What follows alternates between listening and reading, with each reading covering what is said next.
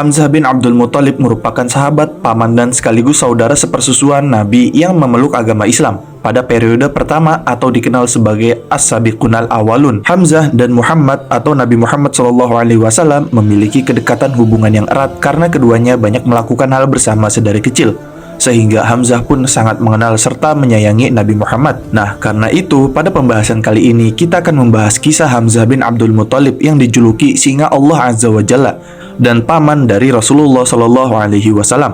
Sebelum kalian melanjutkan video ini, ada bagusnya jika kalian klik tombol subscribe dan nyalakan notifikasinya agar kalian mendapat info terbaru dari video kami. Salah seorang paman Nabi Shallallahu Alaihi Wasallam dan saudara sesusuan beliau adalah Hamzah bin Abdul Muthalib bin Hashim bin Abdul Manaf al-Quraisy al-Hashimi Abu Amarah radhiyallahu anhu. Mereka berdua disusui oleh Tsuwaibah, bekas budak Abu Lahab. Dan dari hal ini dijelaskan dalam sebuah hadis yang mana Nabi Muhammad SAW bersabda, Hamzah bin Abdul Muthalib radhiyallahu anhu adalah saudara sepersusuanku. Hadis riwayat Muslim. Hamzah bin Abdul Muthalib merupakan seorang sahabat dan sekaligus keluarga dekat Nabi Muhammad SAW. Bahkan sebelum memeluk Islam, ia sudah menyayangi keponakannya itu. Baginya Rasulullah SAW keponakannya adalah sosok yang paling berakhlak sempurna. Nah, antara Hamzah dan Nabi SAW terpaut usia yang tidak begitu jauh. Bahkan keduanya merupakan saudara sepersusuan, yakni dengan ibu susu bernama Tsuwaibah al-Salamiyah. Sejak kecil mereka telah dekat layaknya sahabat karib. Sejak muda Hamzah adalah seorang laki-laki yang kuat, disegani dan ditakuti di kalangan suku Quraisy. Ia mempunyai kegemaran berburu dan terkenal sangat mahir menggunakan panah. Ia juga dikenal sebagai pemuda yang kuat, memegang keyakinan, serta taat melaksanakan ajaran agama kaumnya. Namun sebagaimana Bani Muthalib lainnya, Hamzah juga tidak langsung menerima Islam. Walaupun demikian, hati dan benaknya tidak dapat mengingkari kemuliaan dan kebenaran Nabi Muhammad SAW. Karena itu, tidak pernah sekalipun dirinya memperlihatkan perasaan tidak suka terhadap beliau. Malahan sebisa mungkin putra Abdul Muthalib itu, Hamzah bin Abdul Muthalib, melindunginya dari segala kemungkinan mara bahaya. Selain itu, mengenai julukannya, dijelaskan juga bahwa dalam sebuah hadis dalam kitab As-Sahabah dari Atha bin Jabir radhiyallahu anhu bahwa Rasulullah SAW bersabda, penghulu para syuhada pada hari kiamat adalah Hamzah bin Abdul Muthalib. Dan juga diterangkan juga dalam kitab Sahihul Musnad min Fadail As-Sahabah, Sa'id bin Abi Waqqas radhiyallahu anhu mengatakan, dahulu Hamzah bin Abdul Muthalib radhiyallahu anhu ikut serta dalam perang Uhud, dan di depan Rasulullah SAW ia mengatakan, aku adalah singa Allah Azza wa Jalla. Rasulullah SAW juga pernah bersabda, demi zat yang jiwaku berada di tangannya, sesungguhnya Hamzah bin Abdul Muthalib telah ditulis di langit ketujuh bahwa dia adalah singa Allah Azza wa Jalla dan Rasulnya. Nah, dari julukan ini, sebutan dan julukan tersebut memberikan gambaran kepada umat muslim tentang sosok Hamzah bin Abdul Muthalib, pejuang dan pahlawan Islam yang gigih serta berani membantai musuh-musuh Islam di medan perang. Lalu, untuk proses dan asal-muasal Hamzah bin Abdul Muthalib masuk Islam, hal ini berawal dari Nabi yang disakiti oleh kaum musyrikin yang melemparinya dengan kotoran. Nah, karena Hamzah bin Abdul Muthalib selalu melindungi Rasulullah SAW dari segala kemungkinan mara bahaya, maka saat Rasulullah tersakiti, dia akan langsung melindunginya.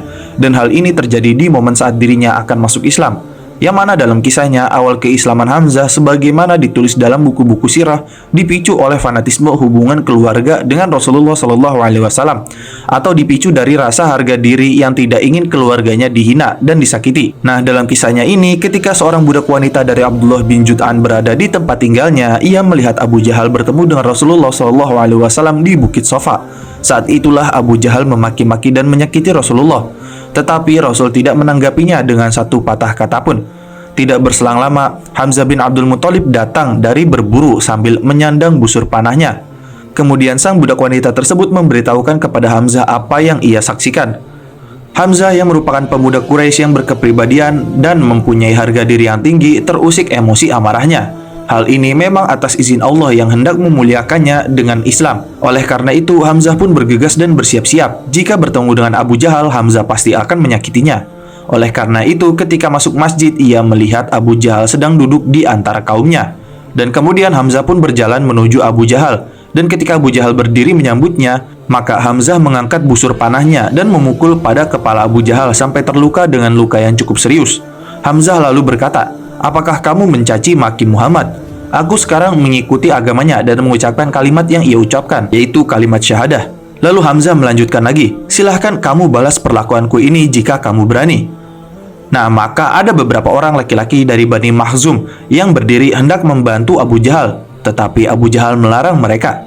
Begitulah seterusnya Hamzah radhiyallahu anhu memeluk agama Islam dan mengikuti apa yang diucapkan oleh Rasulullah Shallallahu alaihi wasallam. Dan sejak saat itu dia setia mendampingi dan ikut perjuangan Nabi Muhammad Shallallahu alaihi wasallam. Lalu kisah-kisah keberanian Hamzah dalam berperang yang dijelaskan dalam kitab As-Sahabah. Nah, tatkala Allah Azza wa Jalla mengizinkan Rasulnya untuk berperang, Nabi Shallallahu alaihi wasallam mulai mengutus para pasukan perang ke berbagai wilayah dengan tujuan tertentu. Ketika itu, panji pertama yang dibuat Rasulullah Shallallahu alaihi wasallam adalah untuk Hamzah bin Abdul Muthalib radhiyallahu anhu. Beliau mengutusnya bersama 30 muhajirin untuk menghadang kafilah dagang Quraisy. Rombongan dagang itu datang dari Syam, dipimpin oleh Abu Jahal bin Hisham dengan 300 orang Quraisy. Sampailah Hamzah dan orang-orang yang bersamanya di Saiful Bahar dari arah Al-Is. Ia bertemu dengan Abu Jahal dan para pengikutnya, dan kemudian kedua kelompok itu memilih berperang dan menghunus pedang-pedang mereka, kecuali Majdi bin Umar Al-Juhani yang mempunyai hubungan erat dengan kedua kelompok itu. Ia berjalan di antara kedua kelompok itu dan memisahkan mereka sehingga perang pun tidak terjadi. Nah, dalam Perang Badar Al-Kubro, yaitu pertempuran besar pertama antara kaum muslimin dan kafir Quraisy, yaitu pada 17 Maret 624 Masehi atau 17 Ramadan 2 Hijriah, Perang Badar terjadi 2 tahun setelah hijrahnya Nabi Muhammad SAW dari Mekah karena kondisinya tidak memungkinkan untuk ditinggali. Nah, Perang Badar terjadi karena balas dendam kaum Quraisy terhadap kaum muslimin. Di sisi lain, kaum Quraisy mengirim 1000 bala tentara, sedangkan kaum muslimin hanya berjumlah 314. Hamzah bin Abdul Muthalib ikut berpartisipasi dalam Perang Badar ini. Nah, di perang ini Hamzah adalah pejuang terdepan dalam mubarazah atau perang tanding atau duel. Nah, Ali radhiyallahu anhu berkata, Utbah bin Rabi'ah maju, kemudian diikuti oleh anak laki-laki dan saudaranya. Kemudian ia berseru, "Siapa yang akan maju tanding?" Kemudian beberapa pemuda Ansor pun meladeninya. Utbah pun bertanya, "Siapa kalian?" Mereka pun memberitahukan diri mereka. Lalu Utbah berkata, "Kami tidak ada urusan dengan kalian, yang kami butuhkan hanyalah kaum kami." Kemudian Rasulullah Shallallahu alaihi wasallam berkata, "Berdirilah wahai Hamzah, berdirilah wahai Ali, berdirilah wahai Ubadah bin Al-Harith."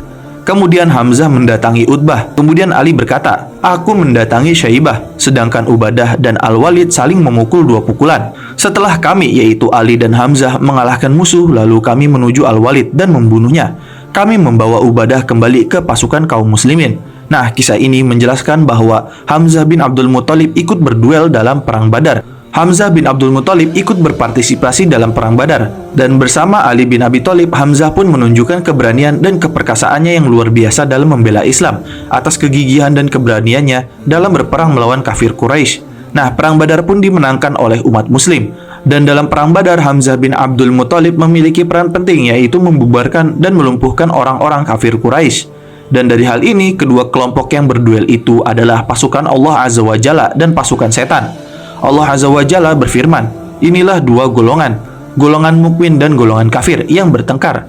Mereka saling bertengkar mengenai Rabb mereka." Quran Surat Al-Hajj ayat 19. Dan dari hal ini, Abu Dzar radhiyallahu anhu bersumpah bahwa ayat ini turun berkenaan dengan orang-orang yang berduel dalam Perang Badar, yaitu Hamzah, Ali, Ubaidah bin Al-Harits, Utbah bin Rabi'ah, Syaibah bin Rabi'ah, dan Al-Walid bin Utbah.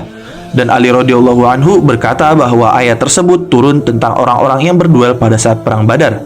Lalu untuk kisah pembunuhan Hamzah radhiyallahu anhu. Nah, sebenarnya orang yang telah membunuh Hamzah radhiyallahu anhu adalah Wahsy.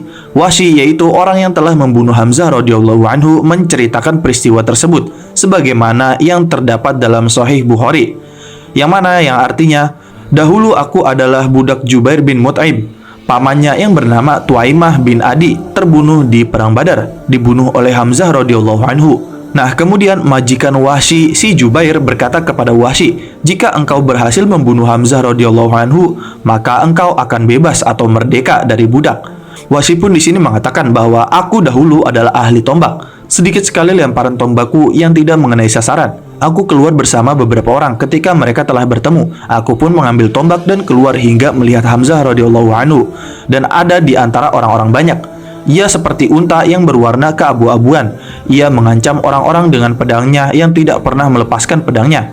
Dan kemudian Wahsy pun mengatakan lagi, "Demi Allah Azza wa Jalla, sesungguhnya aku telah bersiap-siap bertarung dengannya." Dan tiba-tiba aku didahului oleh As-Siba bin Abdul Uzza al-Khuzai. Nah, tatkala Hamzah radhiyallahu anhu melihatnya, Hamzah berkata, "Kemarilah wahai anak wanita tukang hitan." Kemudian dia dipenggal oleh Hamzah radhiyallahu anhu. Setelah kejadian itu, Wahsy pun mengatakan, "Demi Allah Azza wa Jalla, tidak luput sabetan pada kepalanya. Aku tidak melihat sesuatu yang lebih cepat dari jatuhan kepalanya." Kemudian aku pun menggerakkan tombakku, dan ketika telah benar-benar yakin, aku pun melemparkannya.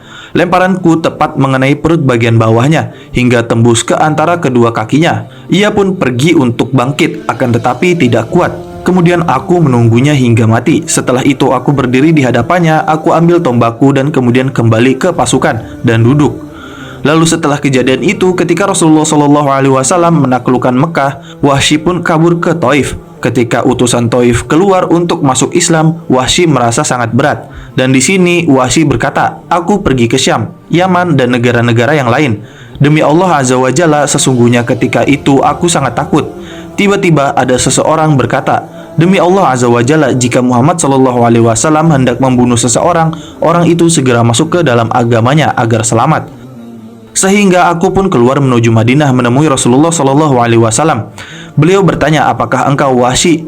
Aku menjawab, "Iya." Nabi SAW berkata, "Duduklah dan ceritakan bagaimana engkau membunuh Hamzah." Lalu aku pun menceritakannya, ucap Wahsy. Nah, setelah Nabi SAW mendengarkan ceritanya, Nabi Muhammad pun berkata kepada Wahsy, "Celakalah engkau, menyingkirlah dariku, janganlah engkau muncul di hadapan kami." Dan dari reaksi Rasulullah ini menunjukkan kecintaan Rasulullah SAW kepada pamannya, yaitu Hamzah radhiyallahu anhu. Dan setelah itu Wahsy pun menjauh dari beliau sehingga beliau meninggal dunia. Dan pada saat itu Wahsy pun telah menjadi muslim dan bertaubat saat menemui Nabi Muhammad. Dan setelahnya Wahsy pun mengatakan, "Tatkala kaum muslimin keluar menuju Musailamah, aku ikut keluar dengan mereka dengan membawa tombakku yang dahulu aku gunakan untuk membunuh Hamzah radhiyallahu anhu. Ketika kedua pasukan bertemu, aku melihat Musailamah al-Kadzab, sang nabi palsu yang membawa pedang. Dan pada saat itu Wahsy berkata, "Demi Allah Azza wa Jalla, aku tidak tahu. Tiba-tiba ada seorang Ansor yang hendak menuju kepadanya dari arah lain. Maka kami siap menuju kepadanya. Hingga seketika sudah dekat, aku melemparkan tombakku dan tepat mengenainya, sedangkan orang Ansor itu menyerangnya dengan pedangnya. Allah Azza wa Jalla lebih mengetahui siapa yang telah membunuhnya. Jika aku telah membunuhnya, sesungguhnya aku telah membunuh orang yang terbaik setelah Rasulullah SAW. Dan aku pun juga telah membunuh orang yang paling jahat, yaitu Musailamah al-Kadzab." Di sisi lain, setelah mengetahui kematian pamannya dalam perang Uhud di tangan kafir Quraisy, Rasulullah SAW pun sangat terpukul. Abu Hurairah mengatakan bahwa Rasulullah SAW terpaku terdiam melihat jenazah Hamzah yang diperlakukan dengan sangat keji oleh kaum musyrikin. Rasulullah SAW pun bersabda, "Allah merahmatimu, paman. Engkau telah menjadi penyambung silaturahmi dan melakukan segala kebaikan." Rasulullah SAW pun berdoa memohon ampunan untuk Hamzah dan memerintahkan untuk mengubur jenazah Hamzah dan Abdullah bin Jahsy dalam satu liang lahat. Abdullah bin Jahsy adalah keponakan Hamzah dari Umayyah binti Abdul Muthalib. Nah, dalam sebuah riwayat dari Anas bin Malik, ia berkata, baginda Nabi besar Muhammad SAW bertakbir dalam sholat jenazah 4 kali ketika menyolati seseorang. Tetapi untuk jenazah Hamzah, beliau bertakbir 70 kali. Dan kemudian selain itu, Abu Ahmad al-Askari berkata, Hamzah adalah syahid pertama dari keluarga Rasulullah SAW. Lalu kemudian ayat yang turun tentang Hamzah radhiyallahu anhu. Nah, Allah Azza wa Jalla berfirman dalam hal ini, "Janganlah kamu mengira bahwa orang-orang yang terbunuh di jalan Allah Azza wa Jalla mati, bahkan mereka hidup. Di sisi Allah Azza wa Jalla mereka diberi rezeki." Al-Imran ayat 169. Selain itu, Ibnu Abbas radhiyallahu anhu berkata, ayat ini turun berkenaan dengan Hamzah radhiyallahu anhu dan para sahabatnya. Selain itu, Nabi SAW juga bersabda, tatkala teman-teman kalian dalam perang Uhud meninggal dunia, Allah Azza wa Jalla menjadikan ruh-ruh mereka di tenggorokan burung hijau yang ada di sungai-sungai surga.